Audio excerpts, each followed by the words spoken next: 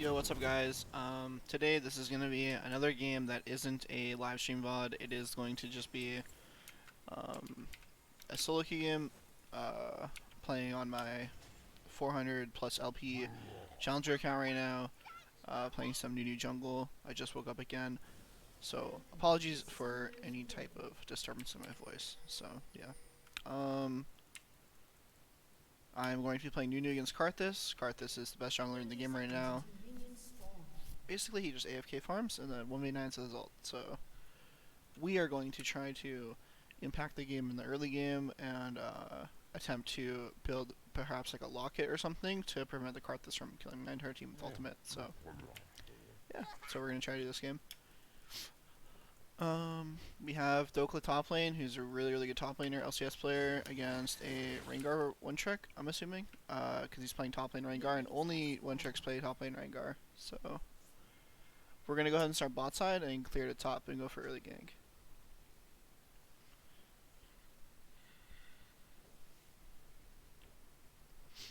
If I wanted to gank after my first clear, I'd start top side this game, because then I could clear from top to bottom, reset, and then go back to my top side because my top camps would be spawning. But I'm gonna try to recall, or I'm gonna try to gank before my first recall. For runes this game, I'm running Aftershock, and then I'm doing Triumph and Alacrity. And for my small runes, I have attack speed, AD, and armor. I'm taking the attack speed and AD. Well, it's AP, I guess, because I'm an AP champion. But the reason I'm doing that is just so I can clear my camps a bit faster. And I don't really struggle against Karthus in the 1v1. That's really good that my talent already got a kill.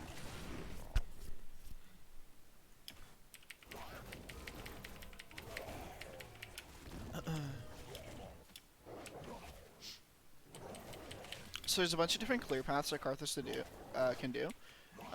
He can solo his blue and clear it all the way down. He can get a leash and clear his entire bot side to top side. Nunu isn't the best jungle invader, contrary to popular belief. I know there's like a huge it's like a huge thing that Nunu invades like jungle and stuff like that, and it's really good. But Nunu actually hasn't really been able to do that in a long time. That was kind of like a staple of like old Nunu and old jungle, compared to the way that new jungle is for the last I would say 2 years. Honestly, I don't think Nunu's been a good invader. Also, I just think counter jungling in general has really been reduced. I feel like back in the day when you would get so much XP, if you counter jungled, you would really feel it. And I mean, I guess you could use the thought process that if you take away camps, technically they're not getting any, so you're getting even more that way. But I still believe that I still think that Nunu's pretty bad at counter jungling these days. That's just a hot take though. Go for a dive here. Karthus just ganked bot. I'm just checking his camps right now because he should have bought, so I guess we're not diving top. So it's good. I didn't just walk up for the dive there. I pinged my teammate to ask him if he wants to go for the dive. Obviously I didn't type it or anything, but what I talked about in my last commentary video, the VOD, was talking about communicating with your teammates on what you're trying to do, because they don't know what you're trying to do.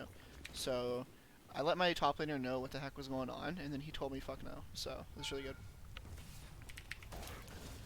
Yeah, it's gonna be hard to gank that guy with this champion, just because of his E. He can't interrupt my snowball, because if he interrupts it, then he'll just knock himself up, but he can just jump away. It's pretty easy for me to dodge. The reason why I don't really mind showing there is showing there in high elo is actually pretty bad. Showing myself in mid lane, because not only do I show myself without my red buff, I show everybody where I am on the map. However, most of the time when Karthus goes for that bottom gank, he probably knows where I started in the jungle, and he's probably spam pinging my path. Right around the time where I was about to dive Rengar was actually a really obvious dive timer, so they probably knew I was topside anyway. So I'm okay with revealing there, because if I can get a kill there, it's really nice, and if I don't get a kill, I mean they probably there's a good chance that they knew I was there anyway. So I'm not really too concerned about it. That guy did not respect me at all there.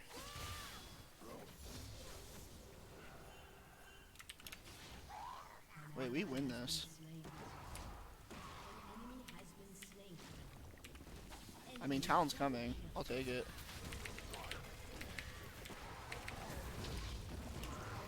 Okay, I guess he's not coming. Oh well. That's my bad. Well, I mean, Kenyon didn't die because of me, but me and Talon died because of me. I could have just ran. I thought he'd be a lot faster, to be honest with you. Oh well. So I get a really nice recall there. I get Pink Ward and Super, and my camps are all respawning right now. So that's not the ideal early game to have against the Karthus, but it's pretty good for me. So an important thing to think about in this game is like you can be ahead and the enemy jungler can be ahead too. It's not really like laning where if one laner's ahead, the other one's behind. In this game, like, yeah, I'm 1-1-1, but I've actually got a lot of XP from what happened in top lane, and I got a lot of gold. So I'm actually totally okay with how this early game is going, despite the fact that their jungler is ahead right now. He's ahead of the way that I think about jungle is when I say I'm ahead or behind. When I say I'm ahead or behind, I'm not speaking about if I'm ahead or behind the enemy jungler. I'm speaking about if I'm ahead or behind where I should be at this point in the game. And right now, I'm a bit ahead of where I should be. So I'm really okay with the way the game is going right now. Karthus is a little bit ahead of where he should be. But yeah. So am I. So I'm okay.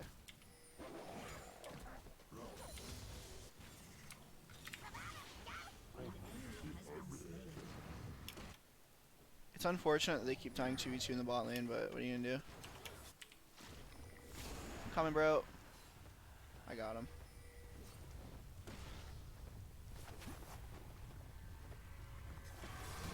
I'm gonna help him shove this mid wave in real quick to make sure he gets there. I just pressed tab there to check to see if he had team or not. If he didn't have team then I probably don't need to help him, but I'm helping him shove this wave in right now. It doesn't matter if I get the CS or not. The important thing is for that wave to get in. So I help him shove in the wave so we can get a nice reset in and then get back on the map around the same time as their mid laner. Well, their mid laner's going to get in first, but their mid laner's going to miss out on some CS, and my Talon gets to get back on the map faster. So my Talon's playing really well this game. I want to make sure I keep playing around him. I've already identified in this game that my bot lane is a weak lane, so avoiding them's a good idea. My top laner is an LCS player, and I know him to be a good player, so I want to play around him. And my mid laner is performing well in this individual game, so I want to play around him as well. So my bot lane, whereas I'm not going to completely ignore them if a gank's available, I'm definitely not going to be prioritizing their lane for any specific reason. However, if these guys were better players, I would probably be ganking their lane, but I just can't afford to in this specific game.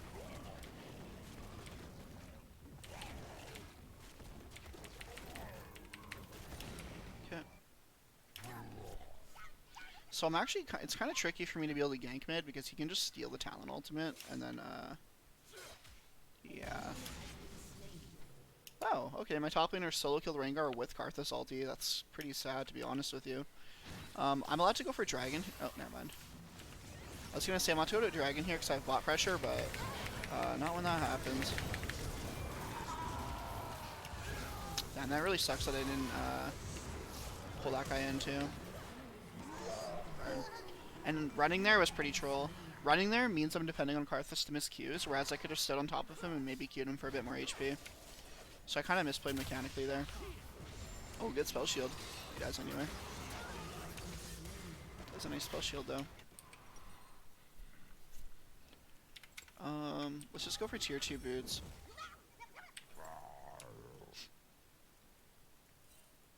I really wanted to go for Locket this game, so if I'm going Locket early on, that means I have to build an HP item first. So I'm kind of considering right now what I should buy.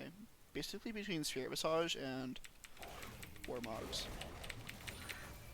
Spirit Visage is obviously just good on Nunu because, well, one, they have double AP. And for two, the healing is really nice, the CDR is really nice. Basically every stat you get on Spirit Visage is just so fucking good for Nunu, so... I might go that, but the issue if I go that is then the Lucian will just shred me. But the positive behind that is I have a Kennen, Talon, and an Ahri, so it's really difficult for the Lucian to just justify attacking me in fights. He's gonna have to DPS my teammates somehow. Even though Rengar is typically well known to be like a high damage champion, you know, he's not going to do a ton of damage unless he's jungling, and he's basically going full damage.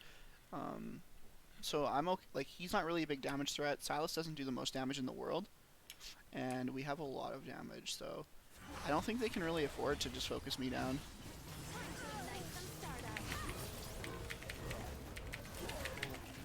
Alright, you couldn't grab the lantern there because Ahri was standing on it. I'm not going to full clear this wave. I want it to freeze, so I'm going to let the wave stay how it is, and now it's going to freeze into my AD. Since their AD is dead, and their Thresh most likely is resetting right now, I can probably get a free dragon here. I wanted to do this earlier when my bot lane shoved in their bot lane, but my Ahri ended up getting hooked and got fucked up, so this is a good time to do it. Bot lane shoving in for us, so we are smooth sailings. He took my ulti, but I highly doubt he's going to do anything here with it.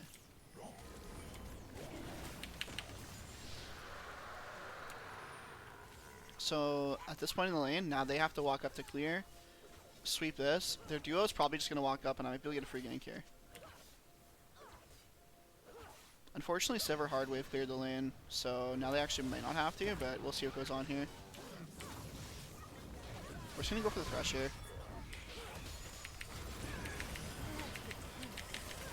Wow, this is a really good charm. Oh, she stopped hitting Lucian. Nice, you guys anyway. Sivir got both kills. Awesome stuff. So their bot lane didn't have to go for that play. That was actually just a really bad time for them to go. I'm assuming they just thought that they had a free pass because I just did dragon, so I'm probably resetting. But the reason why that gank is supposed to work is because if you noticed how the last time I came bot and got a kill, I let the wave freeze, and then I went to do dragon.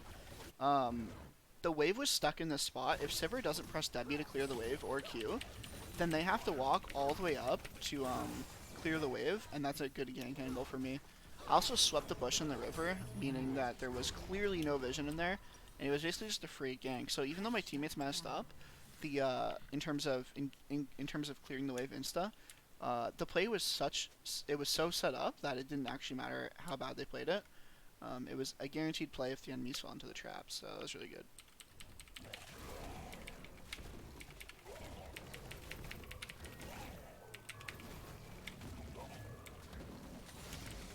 I'm trying to stay on the map for 2,400 gold, and I get it off this, so that's good for me. Recalling right now would have been like what I probably would have told someone to do, but when you're this close to an item, you have to stay on the map, basically. That kind of just sucks. And obviously it depends on the map and the situation, or it depends on the item and the situation. But for this situation, it's worth it for me to stay on the map for my item. So now I'm going to go into Locket here. It'll help deny the Karthus. The Karthus won't do any damage to me, but it's not a one-player game, so I gotta go Locket. Ahri can't build it because she's playing Ahri, so... Alright. So none of my teammates have their ultimates right now, which means we should be playing more passive on the map. However, that's not always what's going to happen, but that is what my teammates should be doing. I'm just trying to clear my camps here, wait for my teammates to get their ultimates back up, and then I'm ready to start being aggressive for possibly Rift Herald. So even though our bot lane lost lane super hard this game, through constant ganks we were able to get first tower, allowing them to get on the map, and since they got a bunch of gold from the first tower, they're actually almost caught up right now. But if you guys weren't paying too much attention to the state of the bot lane before, like they were really behind, so the issue with helping them is even when I get them ahead, they're not going to feel ahead because they were already losing lane 2v2, and the amount of help that they need to get back into the game it's just insane. So I basically just got them out of lane because of the fact that their team was messing up a lot and I was getting free kills. I wasn't really going bot lane to get them ahead or to help them necessarily. It was more so in this game to basically get myself ahead. And it's kind of awkward as Nunu because obviously you're playing, you know, a champ who doesn't really use gold that well, but getting yourself ahead on Nunu isn't necessarily a bad thing either, so it's pretty nice. I almost ended up living there. I'm not actually sure what my teammates were doing there, but I mean, it's whatever. People are going to end. This is really nice if he gets a kill here. Wow, that's actually pretty good. So I gave 500 gold over to Lucian, which sucks, but what are you going to do?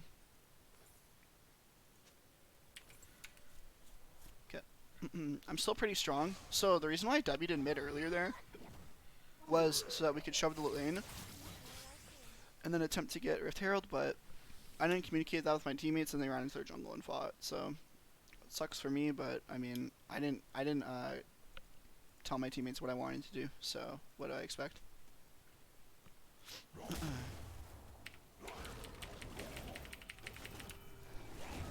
Inferno's coming up, so Herald is off the table once again.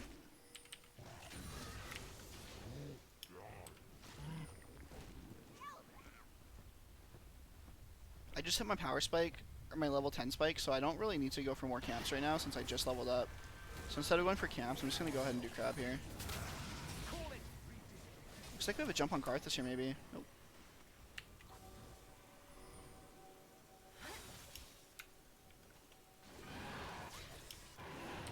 I'm just gonna start this here to put the enemies in a weak position. We have Kennen with flash ult, and we have a Fed Talon, so putting them into an awkward position here is pretty good for us.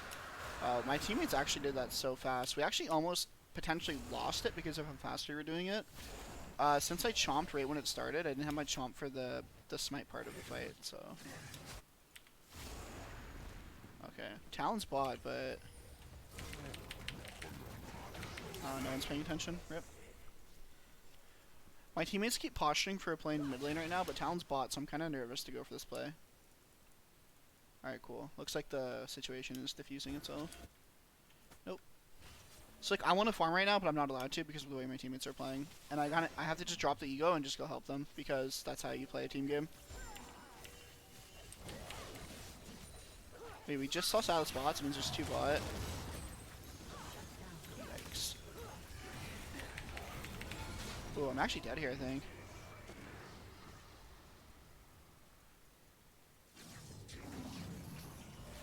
Yeah, Sivir's supposed to tank that with her spell shield. Alright, cool. Alright, that was a really ugly scenario. Doklo got caught out. So if I can really help this, I want to be able to get my Herald here before that despawns. We keep going for awkward plays on the map, but I really want to be able to get the Herald.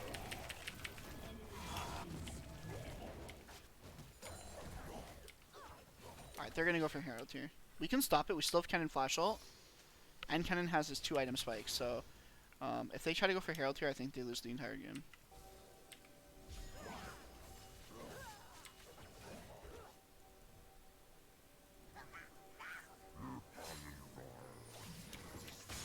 I can live here, maybe. We should fight this. Yeah, I'm really hard to kill. Got my double root. Yeah. I got my Aftershock off, then I got my ult off for the extra shield, and then I got my Q off for the extra healing.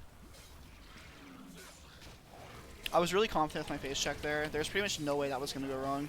And the only way that goes wrong is if my teammates aren't paying attention. But my teammates were already looking at the area because of the fact that I was paying, or we were trying to hit the blast plant because we had past knowledge that they could have been on Rift Herald. So my whole team was already acknowledging the fact that they could be there, so they were able to respond a lot faster. The only thing I could have done better there was just ping for assistance, like in the river, so that my whole team would have been looking at it. But it still ended up working out. But even though it worked out, doesn't mean I played it perfectly. I definitely could have been spam pinging for attention, and then went for the face check. However, as you could see, the face check, there was pretty much no way it was going to fail as long as my teammates came. So, only thing I had to do there was make sure my teammates came. Got my locket now. If Karthus ults stack on me, got locket. Just gonna let my teammates know what's going on. I got my locket. This guy has spell shield. This guy's gonna go Edge of Night. This guy's gonna have Zhonya's. Like, it's really, really hard for Karthus to actually do anything with his ultimate this game. So right now, instead of going for a play, I'm looking at camps because my teammates are all on back timers right now. So that means they just came off of a reset. And this is basically like one of the times where farming your camps is okay. It's really hard, like especially in high elo. I'm not going to say that you should be doing this in low elo all the time, but you really want to match the pressure that you have on the map. It provides more consistent results, and you have the most possible backup. If I were to look for a play while my teammates are recalling, I would most likely just be getting outnumbered and throwing the game. So farming my camps when my teammates are off the map is really, really important. And being ready to go for plays when they're on the map is especially important. But that's not really something you have to focus on until you're like really high elo, so it's okay. Like, you shouldn't really be bugging out if your teammates are resetting incorrectly in low elo.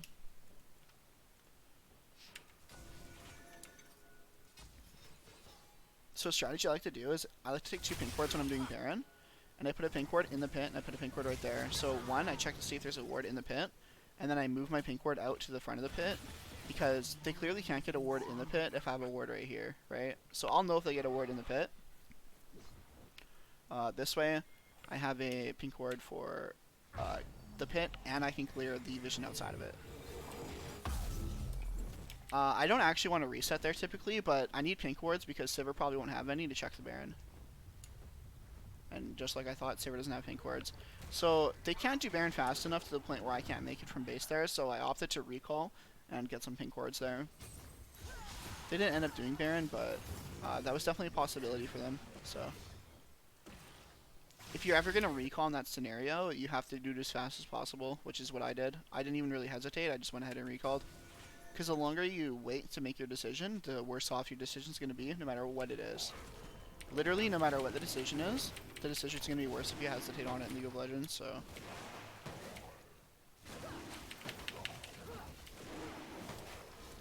So the way Dokla's explaining this game right now is correct, but he has to understand that we're not playing with good players. Like, these players aren't really challenger players, so even though I know what Dokla wants us to do it as an individual player, the way to set up, like, the way that Dokla wants to play this game is too hard to do in solo queue due to the fact that there's no actual voice comms. So the issue with like high elo solo queue is that some people have an idea of how to play, and okay, I can go for Baron here because Karthus and Lucian are bot, but the issue with high elo is that some people know how to play and some people don't. So when you know how to play and you're trying to make plays happen on the team, and your teammates aren't listening, then it can become very ugly. So it can turn into a scenario where you're making the right play, but it ends up being wrong just due to the fact that no one's paying attention to what you're saying, or no one's just on the same page as you in general.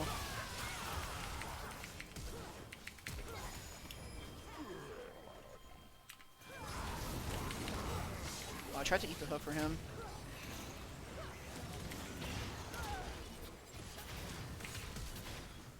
I hope I live here.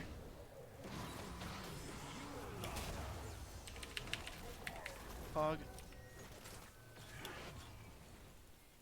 Very nice.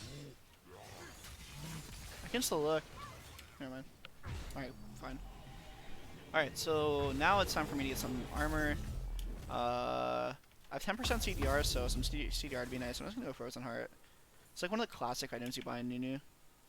The reason why old Frozen Heart used to be good on Nunu, because his Q used to give him a lot of actual HP from the old passive it had. You would get extra HP for consuming more monsters, so it's kind of like the effect Sion has right now, where building non-HP items became really strong on him because of the amount of HP his kit itself gave him.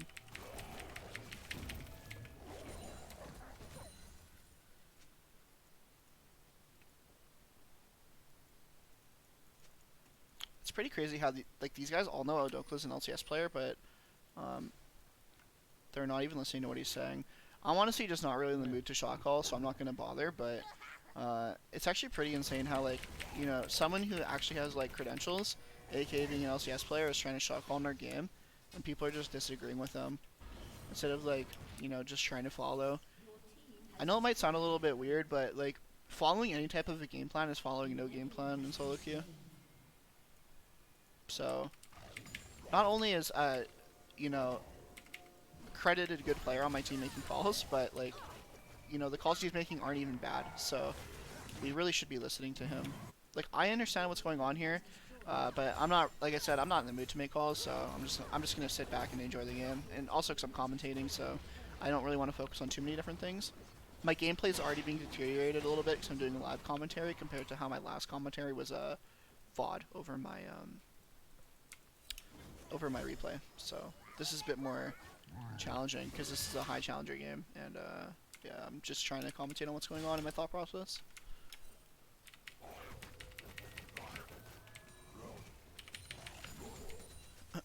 This is like kind of like the issue with like streaming and Challenger is like a lot of my viewers come to my channel and they talk about how um, a lot of my viewers talk about like, oh, they want like, you know, educational content where like I'm describing what I'm doing in game all the time, but like you can't do that, play well and talk to chat. Like you can't, and that's the reason why no streamer does that, because it's literally not possible to have good gameplay, talk to chat all the time, and be and talk about what to do in the game at like every single scenario. It's not because like streamers dislike you; it's because it's literally impossible. And I think a lot of people understand that, but at the same time, I think a lot of people don't. So, saving my locker for the card assault. I had to lock it early there to save the cannon. Well, I tried to save the cannon. I didn't end up saving him, of course, but I tried. Alright, this guy should be dead. Oh, never mind, he had his E up. Damn, if I would have held my locket, perhaps it would have been a better play. But I tried to save cannon. But cannon dying there doesn't actually matter if I can keep other people alive or healthy. This is actually just a stupid play by me when it comes down to it. I could go top to shove in here, but the wave is too far away, and they're going to spawn in time. What I'm going to do is I'm going to make sure I'm there for Dragon right when it spawns to grab it, and then we're going to reset, set up Baron Vision, because it's up in 2 minutes, and go topside.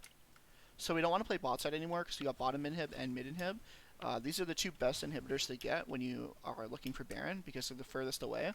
Meaning, if they want to attend to these waves, they have to be actively moving away from Baron, which is our next objective. So what we're going to do here, grab the mountain. We're going to be a bit late on our back timer here, but that's okay. Because our next objective isn't for a minute 40 anyway, and the waves are in a spot where the enemy team can't force a play anyway. So this might sound like contradictory, but this is actually not bad for me to be off the map right now when my teammates are on the map. This is why it's really hard to give like, you know, a lot of tips and stuff, because a lot of things people want generalized, but League of Legends isn't the kind of game where you can just generalize everything. A lot of things are specific. That's why most guides and stuff like that are just really not helpful, because like even though they'll give you like a general guideline, which I mean I guess some people want, it'll never tell you the full story, and that's not because, again, it's not because people are holding out on people who seek content. It's due to the fact that it's just impossible to fill every situation in like a video. That's just the way it is. Like it's just too hard. So this is a scenario where I've literally contradicted myself in the game, but it's still right, because that's just how League of Legends works, and being able to adapt to the scenario that you're in is what's going to make you a good player. So for this case, it's going to be me staying on the map, even though I just said to not do that, because of the fact that they have no threats. We have 2 inhibs down, and we're waiting on Baron spawn. So right now my teammate should be playing for mid and bot to get in, the super waves. We shouldn't be playing aggressive at all. We have a win condition through Baron, meaning we should just be chilling in the jungle right now, basically doing nothing, clearing out vision and looking for picks. We don't actually have to be proactive here. They have to come to us, which puts us in the driver's seat of what happens this game. Unfortunately, they have Scuttle Crab, but that doesn't really matter. Like, they can't stop us from doing the Baron here. The enemy team is face checking, even though they have vision on Baron itself with the Scuttle Crab, so this kind of makes no sense to me. I'm going to try to start this fight early, just because they have to make a choice here. If I start this fight right now, then their team is put into a bad spot, I think.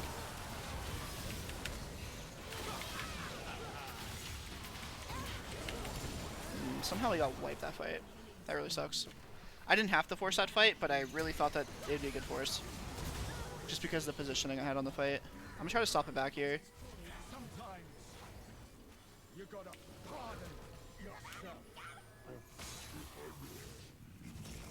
Okay, well they don't get Baron if they do this. Also, I don't even think I die here. Oh, yes I do. The hook's already up.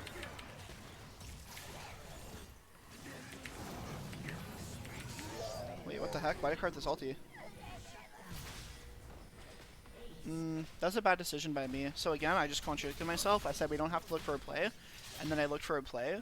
That was because it looked like the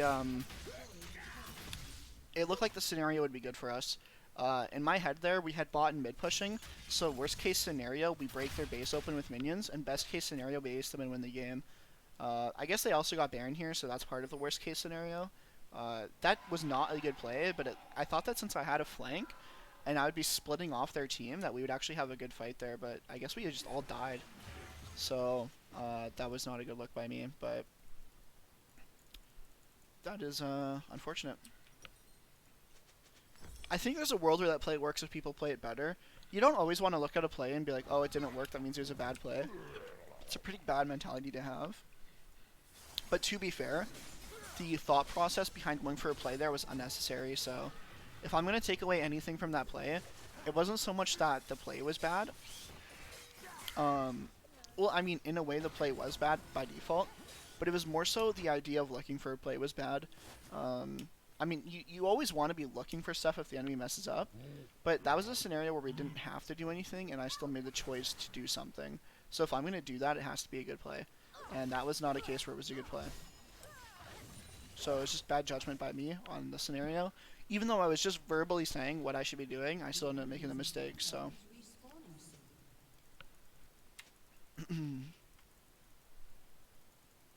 So right now we're just waiting for our waves to get shoved in. They got Baron, but we're still in a decent spot. Our Sivir should be out DPSing the Lucian by now, but we'll see how that goes.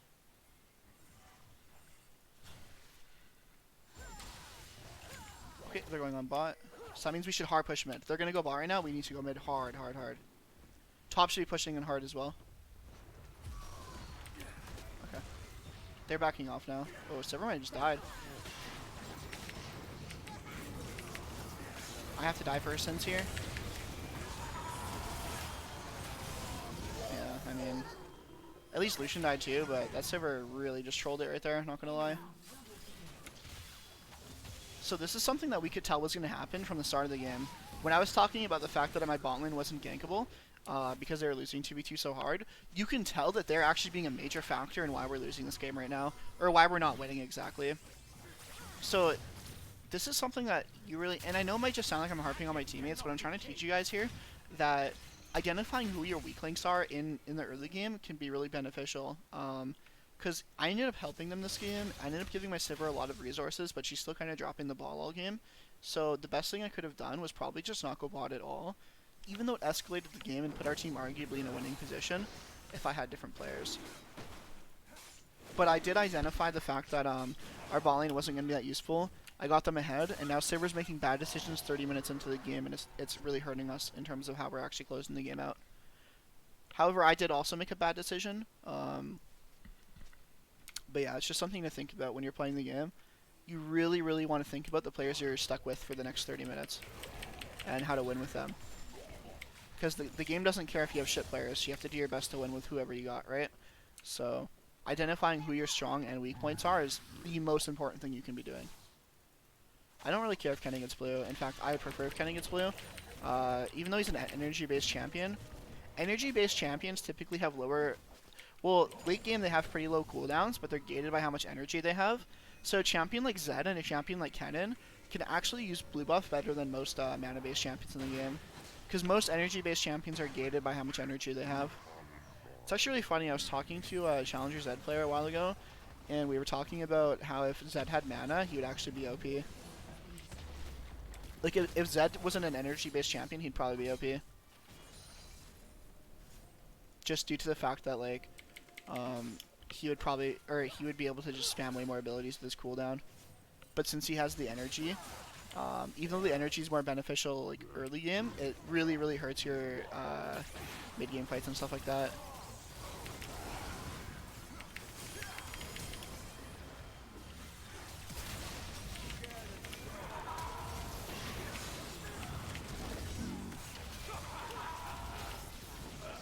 Not really too sure how we're dying here. Nice, kinda gotta get a flank there. Ooh. Ooh, just kill Sky.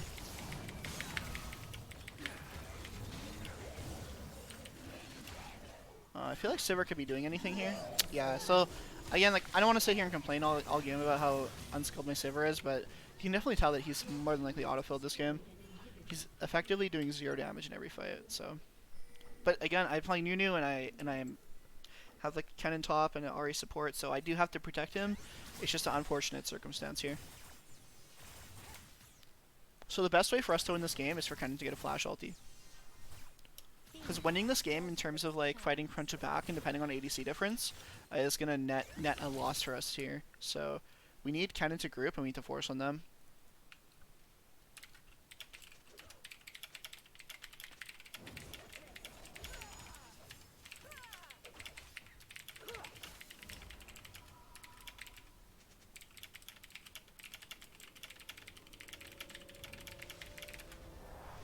So I'm not going to type it in-game because I don't want this guy to get offended by me saying that he's bad.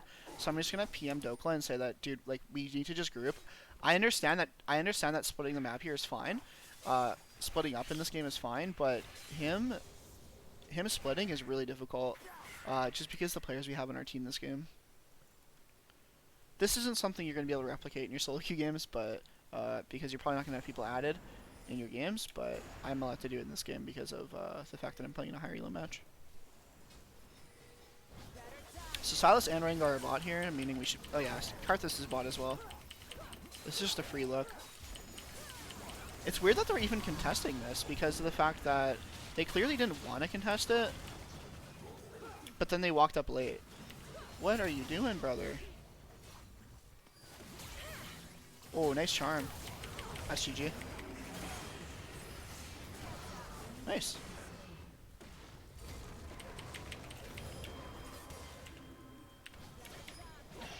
Alright, cool. That was a weird ending to the game. That was weird that they decided to contest Baron there, even though they clearly weren't there when it spawned, so it didn't look like they wanted to contest it. However, that was still a pretty good game. Looking back at that game, things I could have probably done differently would have been perhaps make more plays through mid and then to top. So ganking my mid laner and then bring my mid laner to top lane with me. Ganking bot lane, I guess you could say in a way it saved them because they were losing so hard that if I didn't gank their lane, they would have been fucked. But I actually do think, even though I escalated my bot lane there, it ended up being pretty bad. For me, I think, in the team. I think it ended up being really bad.